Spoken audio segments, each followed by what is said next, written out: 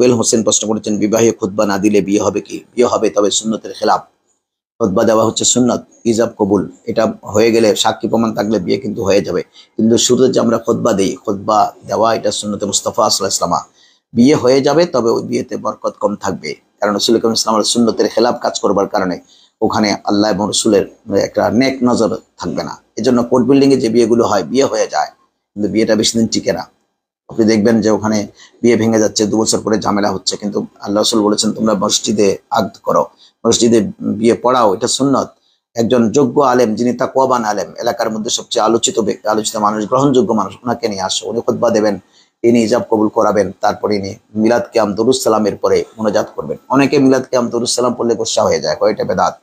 উনি ভুলে গেছেন যে আদম আলাইহিস সালাম যখন হাওয়া আলাইহিস সালামের শরীরের দিকে হাত বাড়াতে চাইলেন, তখন আল্লাহ তাবারক ওয়া তাআলা বললেন, আদম তুমি থামো। জিবরাইল আমিনের মাধ্যমে আল্লাহ খবর পাঠালেন যে আদম আলাইহিস সালাম আপনি থামুন, আপনি মা হাওয়া আলাইহিস সালামের দিকে হাত বাড়াবেন না, কারণ হাত বাড়াতে হলে আপনি মোহরনা আদায় করুন। উনি বললেন, আল্লাহ মোহরনা কি? জিবরাইল আলাইহিস সালাম আল্লাহর কাছে সওয়াল করলেন, তখন রব্বুল আলামিন হাকামুল হাকিম বললেন, তাকে বলুন যে আমার নবী হুজুর সরকারে মুস্তাফা সাল্লাল্লাহু আলাইহি ওয়াসাল্লামের উপরে 10 বার দরুদ শরীফ পড়ে দেওয়ার জন্য। তাহলে আমার নবীর দরুদ শরীফটা হচ্ছে আদম এবং হাওয়ার বিয়ের মোহরনা, এটা আলাদা শরীয়ত। আমাদের এই শরীয়তে মুহাম্মদীতে আবার দরুদ শরীফ পড়ে মহারানা চালু করলে, কেউ যদি একথা বলে যে আদম আলাইহিস সালামের বিয়ে দরুদ শরীফ দিয়ে হয়েছিল, আমরা দরুদ শরীফ দিয়ে বিয়ে পড়ে নেবো, এটা হবে না।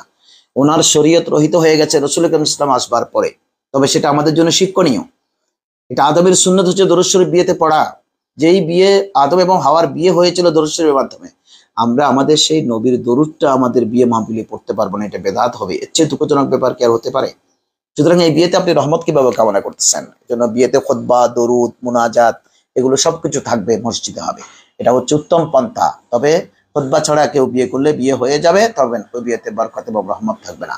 কারণ আপনি তো আপনার প্রশংসা, খুতবা মানে আল্লাহর প্রশংসা, নবীর উপর দরুদ, আল্লাহর প্রশংসা দিয়ে কিন্তু বিয়েটা শুরু করেন নাই।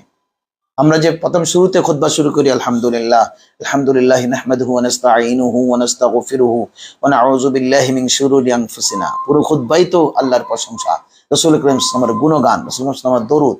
সুতরাং এত বড় একটা বিয়ের কাজ, অপরিচিত একটা মেয়ে আজকের বিয়ের মাধ্যমে একজন অপরিচিত ছেলের জন্য বৈধ হয়ে যাবে, এত বিশাল একটা কাজ আপনি কিন্তু আল্লাহর নাম প্রশংসা ছাড়া শুরু করতেছেন, সেটা মধ্যে বরকত কিভাবে কামনা করেন? এজন্য বিয়েতে খুতবা থাকা এটা সুন্নাত মুস্তাফা। তবে কোনো কারণে খুতবা ছাড়া বিয়ে হয়ে গেলে সাক্ষী প্রমাণ যদি ঠিক থাকে, বিয়ে কিন্তু হয়ে যাবে, এতে কোনো অসুবিধা নেই। ধন্যবাদ আপনাকে সুন্দর একটি প্রশ্ন করবার জন্য।